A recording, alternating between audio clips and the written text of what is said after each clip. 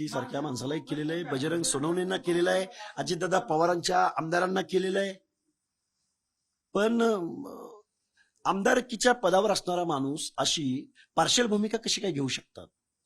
मला म्हणणं काय आहे की ओबीसीच्या आरक्षणाबद्दल यांची काय भूमिका आहे तेवढी त्यांनी जाहीर करावी. नसेल तो काहीतरी बोलला तो ते आमदार जे बोलले, या आमदारांना माझा एक सवाल आहे की तुम्हाला मनोज जरांगेच्या आंदोलनात सहभागी व्हायचं ना, तुम्ही राजीनामा द्या आणि काय आंदोलनात सहभागी व्हायचं तेव्हा. आपण जर बघितलं तर मनोज जरांगे पाटील मोर्चा काढतायत, त्या मोर्चाकडे तुम्ही कसं बघताय? कारण आंतरवालीला तुम्ही वडीगोद्रीमध्ये थांबला तुम्ही. हे बघा, तायवाडे साहेबांचं मी स्वागत करतो, फक्त बोलून चालणार नाही, तर तुम्ही रस्त्यावर उतरलं पाहिजे. आणि ओबीसी बांधवांना सुद्धा माझी विनंती आहे, आम्ही वार झेलतोय ओबीसी आरक्षण संरक्षणासाठी. तुम्ही रस्त्यावर कधी उतरणार आहात? तुम्ही रस्त्यावर जर उतरणार नसाल तर तुमचं आरक्षण संपलेलं असेल. आता isakal.com आहे देशातील नंबर 1 ची मराठी न्यूज वेबसाईट. प्रत्येक अपडेटसाठी isakal.com ला नक्की भेट द्या. त्यामुळे एकतर आमची माती सावडायला या, नसेल तर तुमच्या पुढच्या पिढ्यांच्या भवितव्यासाठी रस्त्यावर उतरा.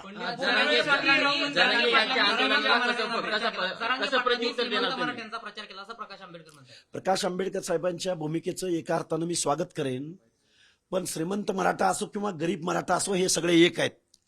शरद पवारांच्या राष्ट्रवादीतला मराठा असो किंवा अजित पवारांच्या पक्षातला मराठा असो हे एक आहेत. आणि हे जर 14-15% मताला एवढे घाबरत असतील तर आमच्याकडे 50-60% मतांची वोट बँक आहे. ती फक्त झोपलेली आहे, तिला आम्ही जागं करायचा प्रयत्न करतोय. यामध्ये माझा बळी गेला तरी चालेल, आमच्या सर्व कार्यकर्त्यांचा बळी गेला तरी चालेल, आमचा जीव गेला तरी चालेल, पण आमची ओबीसी वोट बँक ज्या दिवशी जागं होईल ना, ह्यांना एखाद्या गावचा सरपंच सुद्धा आम्ही होऊ देणार नाही.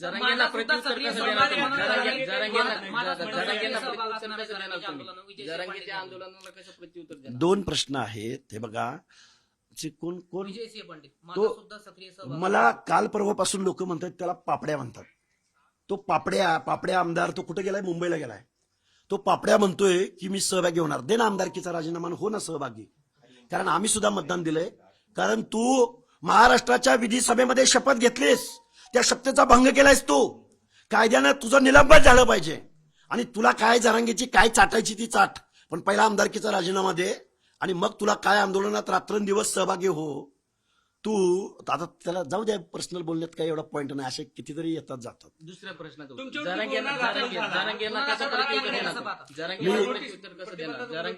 हे बघा, हो आम्ही जेलमध्ये जायला तयार आहोत.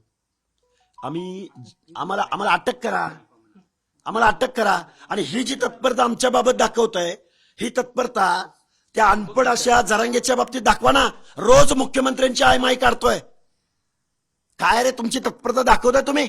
5 मिनिटं अगोदर नोटीस हातात टेकवताय आणि गुन्हा दाखल करताय. हा जरांगे गेली 2 वर्ष झालं महाराष्ट्राच्या मानगुटीवर बसलंय. 28.5 किलोचं भूत. आणि गृह विभाग, हजारोचं पोलीस प्रशिक्षित विभाग महाराष्ट्राची कायदा सुव्यवस्था बिघडवतोय. सामान्य माणसाला वेठीस धरतोय. जीव घेणे हल्ले होत आहेत. घरं प्रॉपर्टी जाळल्या जात आहेत. आणि तुम्ही त्याला आजपर्यंत एकदाही अटक झाल्याचं मी ऐकलं नाही. म्हणजे जरांगे नावाच्या खोचट माणसाला एक न्याय, आमच्यासारख्या कायदा पाळणाऱ्या माणसाला वेगळा न्याय. म्हणजे कायद्यामध्ये पण दुजाभाव आहे का?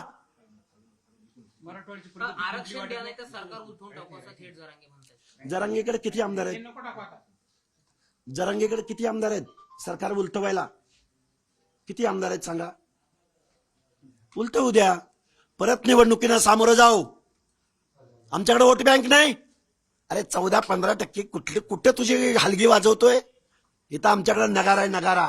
नगारा ज्या दिवशी वाजेल ना, आसमंत उजळून निघेल. त्यामुळं आम्हाला जास्त छेडायच्या भानगडीत पडू नका.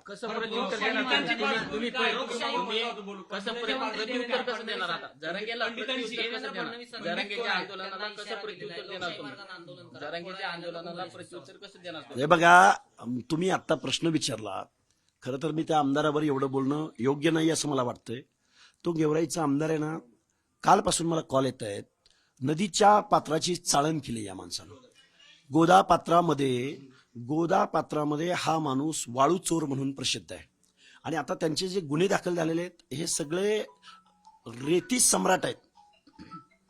मग माझं म्हणणं एवढंच आहे की इथला नैसर्गिक रिसोर्स, इथला गोदा नदीची चाळण करणारा गुंडा आमदार, निवडणूक जिंकणारा, या माणसावर तुम्ही काय कारवाई करणार आहात त्याच्यावरती मी नंतर नक्कीच येईन.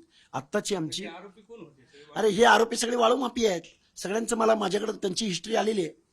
त्यामुळं एक माणूस ओबीसी आरक्षणासंदर्भातली भूमिका घेऊन जातोय, त्याला तुम्ही नोटीस देताय आणि वाळू माफियांना मात्र करा ना अटक. त्यांना पण त्यांचे काय गुन्हे आहेत पोलीस प्रशासनानं ही तत्परता दाखवली पाहिजे. खरं जरांगेंना प्रत्युत्तर कसं देणार तुम्ही? जरांगेच्या आंदोलनात कसं प्रत्युत्तर देणार? हे बघा, जरांगेंच्या अनेक भोवतालच्या कार्यकर्त्यावरती हद्दपारी वगैरे अनेक गुन्हे दाखल झालेले, जेलामध्ये पण गेलेले आहेत ही माणसं. आणि जरांगे मुळात यांच्या या चांडाळ चौकडीमध्ये बसणाराच जरांगे आहे. जरांगेला संविधान काय कळतं, जरांगेला दलित आदिवासी, जरांगेंना ओबीसी काय कळतं? जरांगेंना आम्हाला काय म्हणतो की ह्यांचा आणि ओबीसी आरक्षणाचा काय संबंध आहे? आम्ही ओबीसी आरक्षणामध्ये येत नाही. त्यामुळे हा एवढा अनपड माणूस आहे, ह्याला साधा कॉमन सेन्स नाही. कुणाला बोलावं, काय बोलावं? मुख्यमंत्र्यांची आयमाय काढतो. ज्या मुख्यमंत्र्यांच्या मांडीला मांडी लावून अजितदादा पवार आणि त्यांचा पक्ष बसतो, त्याच अजितदादा पवारांचे आमदार मुख्यमंत्र्यांना शिव्या देणाऱ्या जरांगेच्या आंदोलनात सक्रिय सहभाग नोंदवण्याची भाषा करतात. मुख्यमंत्री महोदय आवरा यांना. हे कोण पापड्या आमदार आहे ना? मुख्यमंत्री महोदय याची पहिल्यांदा आमदारकी रद्द करा आणि काय त्याला आंदोलनात सहभागी व्हायचं ते होऊ द्या. अहो, जरांगेच्या आंदोलनाला गेल्या 2 वर्षापासून गेवराईमधूनच या वाळू सम्राटांनी त्यांना रसद पुरवली. त्यामुळं आम्ही इथं येऊन त्यांच्या आंदोलनाला चॅलेंज केलं. तेव्हापासून त्यांच्या मनामध्ये आमच्याबद्दल आकस दुजाभाव होता. आमच्यावरती हल्ले करण्याचे प्रयत्न केले. पुण्यामध्ये माझ्यावर जो हल्ला झाला होता त्या हल्ल्यातला मुख्य आरोपी सुद्धा यांचाच कार्यकर्ता आहे, याच परिसरामधला कार्यकर्ता आहे. गेवराई तेच होतं. हा पापड्या आमदार आहे ना, या पापड्या आमदाराचंच हे सगळं षडयंत्र आहे. आणि पुन्हा देवेंद्र फडणवीस साहेबांच्या सत्तेमध्ये सहभागी आहे. देवेंद्र फडणवीस साहेब मला अटक करा, मला गोळ्या घाला, पण ह्या पापड्या आमदाराची तेवढी काय असेल ती तेवढी विल्हेवाट लावा. काय भूमिका काय तुमची भूमिका काय? इतके खालच्या भाषेत कधी बोलत नाही, कुणाच्या आईबद्दल वाईटही बोलणार नाही. माझ्यासोबत माझ्या आईसह संपूर्ण महाराष्ट्राचा आशीर्वाद आहे असं म्हणत मुख्यमंत्र्यांनी जरांगेंना हे प्रत्युत्तर दिलंय, जो व्हिडिओ व्हायरल झाला होता. हे बघा, मुख्यमंत्री महोदय हे मुख्यमंत्री पदावर आहे आणि ते पडेलेखे मुख्यमंत्री आहेत. खरं तर जरांगेला त्यांनी किती प्रतिक्रिया द्यायला पाहिजे आणि प्रतिक्रिया देत बसण्यापेक्षा मुख्यमंत्री महोदयांनी कायद्यानं त्याच्या मुसक्या आवळल्या पाहिजे. तरच मुख्यमंत्री पदाच्या महाराष्ट्राच्या हिताची दायित्वाची जबाबदारी तुम्ही पार पाडली असं होईल. तुम्ही जर याला जर एंटरटेनमेंट करत बसला तर महाराष्ट्रामध्ये अराजक निर्माण झाल्याशिवाय राहणार. अरे हा कायमच शिव्या देतो, मागं घेतो, शिव्या देतो, मागं घेतो. मनोरुग्ण नाही जरांगे. अरे पण त्या मनोरुग्णपणामुळे महाराष्ट्रातली सामाजिक स्वास्थ्य बिघडलंय. त्या मनोरुग्णाला किती एंटरटेन करायचं हे मुख्यमंत्री महोदयांनी ठरवलं पाहिजे. आमदारांच्या बॅनरवरती म्हणून जरांगेंचा फोटो दिसतो. जी लोक मनोज जरांगेंना पाठिंबा देतील, सपोर्ट करतील, ती लोक ओबीसी बांधव ध्यानात ठेवतील. तुमची भूमिका ओबीसी काय? आरक्षणाला धक्का भूमिका लागल्यास काय आम्ही तुमची? रस्त्यावर उतरू असा थेट इशारा बबनराव तायवाडे यांनी दिलाय. बबनराव तायवाडेजी, तुम्ही खूप उशीर करताय. तुम्ही फक्त बूम समोर बोलताय. खरं तर ज्या कुणबी शब्दाचा साधर्म्य शोधून ज्यांनी ओबीसीचं आरक्षण आज रोजी संपवलेलं आहे त्याबद्दल तुम्ही बोलायला तयार नाहीये. तुम्ही बोललात, तुमचं स्वागत, पण नुसतं बोलून चालणार नाही, तर तुम्हाला ऍक्शन रिॲक्शन मध्ये उतरावं लागेल. तुमची भूमिका सांगा ना. तुमची भूमिका काय? तुमची जरांगेच्या आंदोलनानंतर तुमची भूमिका काय? म्हणजे गरीब मराठ्यांना मूर्ख बनू नका असं ते हे बघा, मनोज जरांगेनं गरजवंताचा लढा म्हणून, गोदापट्ट्यातल्या लोकांचा लढा म्हणून, शिक्षण नोकऱ्याचं आरक्षण पाहिजे म्हणता म्हणता म्हणता आम्हाला टोटल ओबीसी मधूनच आरक्षण पाहिजे इथपर्यंत ते पोहोचलेले आहेत. ओबीसी मधून मुख्यमंत्री महोदय आणि हे जे काही सगळे कोण लुंगे सुंगे आमदार आहेत ना, यांना माझी विनंती आहे की तुम्ही मला एक सांगा की मनोज जरांगेच्या मागणीनुसार तुम्ही त्यांना पाठिंबा देताय ना, तुम्ही पाठिंबा दिल्यानंतर प्रकाश सोळंकी नावाचा एक वृद्ध आमदार आहे, त्याला माझी विनंती आहे की जर ही मनोज जरांगेच्या मागणीनुसार जर हा मराठा बांधव जर ओबीसी आरक्षणामध्ये इन्क्लूड झाला, समावेश झाला, तर मग समाज व्यवस्थेमधील हे छोटे छोटे छोटे छोटे घटक आहेत, या घटकांचं काय होणार? हा घटक म्हणजे सुतार, लोहार, कुंभार, परीट, गुरव, घडशी, नाभिक, सुतार, वडार, बेलदार, मेंढपाळ, बंजारा, बंजारी, जोशी, कुडमुड्या जोशी, बेरड, बेडर, रामोशी, ही माणसं या शासनकर्त्या जमातीच्या स्पर्धेमध्ये टिकतील का मुख्यमंत्री महोदय? जाऊ द्यावं, त्या जरांगेला काय कळतंय? आणि त्याला पाठिंबा देणाऱ्या या वाळू सम्राट, रेती सम्राट आमदारांना काय घंट्याचा सोशल जस्टिस कळतोय? या पापड्या आमदाराला सोशल जस्टिस कळतो? पिढ्यानपिढ्या घराणेशाही चालवणारे तुम्ही, पण मुख्यमंत्री महोदय तुम्हाला कायदा चांगला कळतो. तुम्ही मतांसाठी आणि निवडणुका जिंकण्यासाठी यांना फॉलो करू नका, यांना एंटरटेन करू नका, यांना कायद्याचा बडगा दाखवा आणि गावगाड्यातल्या समाज व्यवस्थेमधल्या ओबीसीच्या हक्क अधिकाराचं संरक्षण करा. ओबीसी जर रस्त्यावर उतरला ना, तर मग तुमची पळता भुईतोडी होईल. तुमची भूमिका सांगा ना. आंदोलन जरांगेच्या आंदोलनाला तुम्ही कसं प्रति उत्तर देणार, कसं प्रति आव्हान देणार तुम्ही? हे बघा, आम्ही ती भूमिका जाहीर करणार आहोत आम्ही ती भूमिका. त्यामुळं आम्ही वाट या गोष्टीची बघतोय की हा माणूस एकदम मनोरुग्ण आहे, तो कधी काहीही भूमिका जाहीर करेल. आम्हाला सणासुदीच्या कालावधीमध्ये मुंबईमध्ये जाऊन तिथलं वातावरण बिघडवायचं नाही आणि आम्हाला महाराष्ट्रातनं माणसं तिकडे न्यायची पण गरज नाही. मुंबई आणि मुंबई उपनगरामध्ये माझा आगरी, कोळी, भंडारी बांधव आहे. त्या बांधवांना माझी हात जोडून कळकळीची विनंती आहे, तुम्ही मुंबई, ठाणे, पनवेल परिसरामध्ये जे महापौर आहात, नगरसेवक आहात, शिक्षण नोकरीच्या एंट्री पॉइंटला तुमचं जे प्रतिनिधित्व दिसतंय, तुम्ही सुद्धा या हक्क अधिकाराची लढाई लढण्यासाठी रस्त्यावर उतरलं पाहिजे. आणि तुम्ही नुसतं मनावर घेतलं तर मग मुंबईच्या वेशीवर या जरांग्याची काय टाप आहे मुंबईमध्ये प्रवेश करायची? आगरी, कोळी, भंडारी बांधव हे लढवाई आहेत.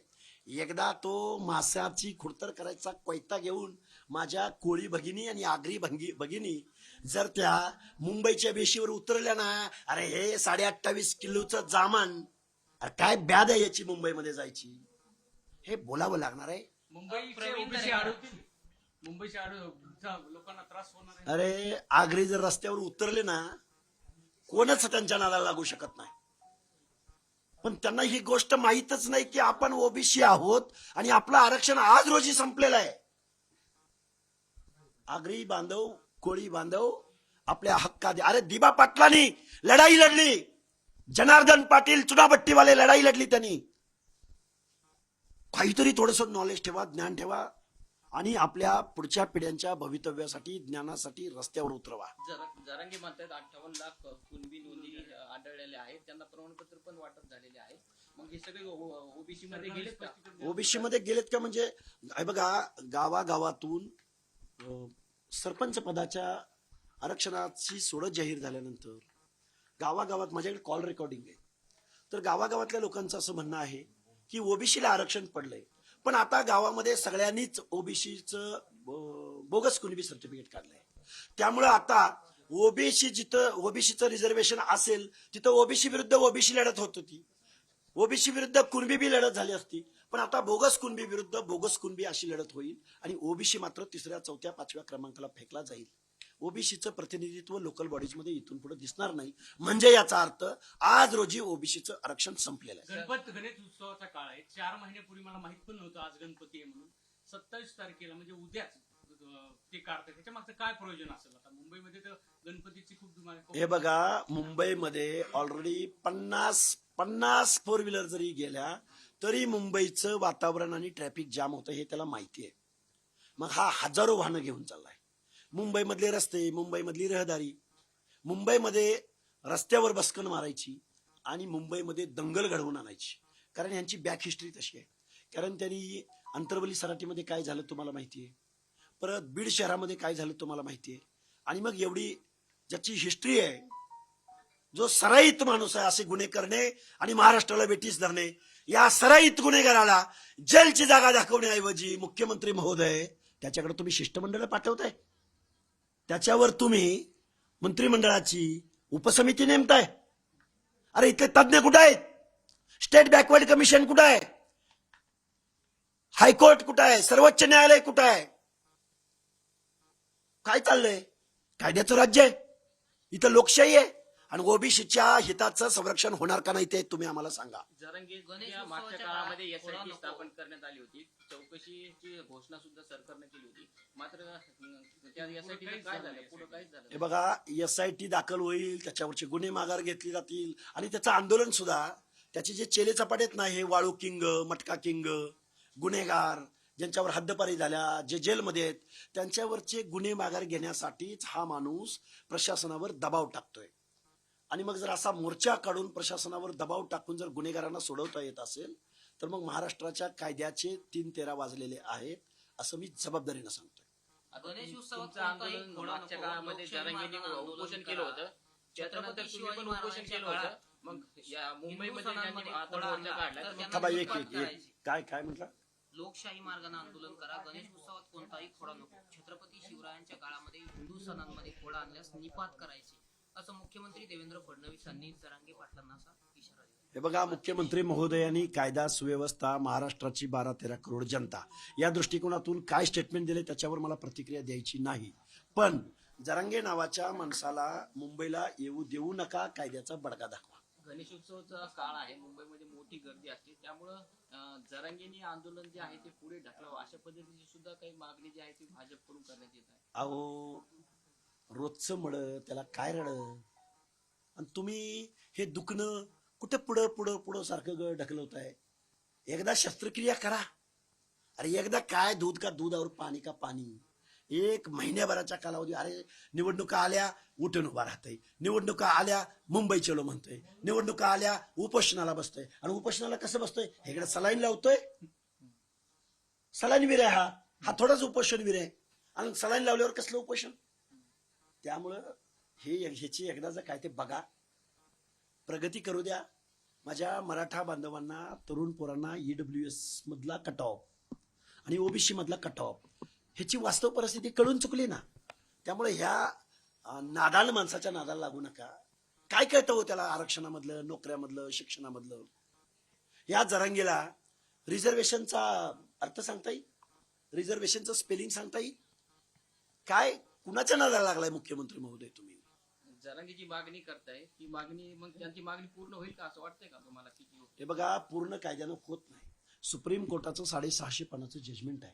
आजपर्यंत 4 स्टेट बॅकवर्ड कमिशननी मराठा समाजाचं सामाजिक मागासलेपण नाकारलंय. मग एवढं सगळं असताना मग एवढा आटापिटा का करता आहे तिथले लोक? निवडणुकीत प्रभाव आहे म्हणून, झुंडशाही निर्माण करतात म्हणून, मारामाऱ्या करतात म्हणून, गुंड आंदोलनात उतरतात म्हणून, तुम्ही घाबरताय म्हणून मुख्यमंत्री महोदय या जरांगेला तुम्ही घाबरताय आणि ओबीसीचं आरक्षण संपवताय? अजिबात नाही. मतपेटीची भाषा जर तुम्हाला कळणार असेल तर मग महाराष्ट्रातला ओबीसी मतपेटीतनं त्याचं तुम्हाला प्रत्युत्तर देईल, उत्तर देईल. प्रवीण दरेकरांनी असं म्हटलं की मुख्यमंत्री फडणवीस कधी विना संस्काराची भाषा करत नाही. त्यामुळे मी जर जरांगेंना सुपारीखोर, चिंधी चोर जर म्हटलो तर चालेल का? हे बघा, त्यांनी काही म्हणावं, प्रशासनातली माणसं आहेत, जबाबदारीच्या पदावर असलेली माणसं आहेत, पण त्यांना माझं त्यांना सांगणं आहे की जरांगेला आवरा, जरांगेला आवरा, नाहीतर जरांगे महाराष्ट्राचा इस्कोट केल्याशिवाय राहणार नाही. देश विदेशातील प्रत्येक घडामोडींचे लाईव्ह अपडेट मिळवण्यासाठी आता साम टीव्हीच्या सर्व सोशल मीडिया प्लॅटफॉर्मला लाईक, फॉलो आणि सबस्क्राईब करा. तसंच सर्व नोटिफिकेशनसाठी बेल आयकॉन प्रेस करायला विसरू नका.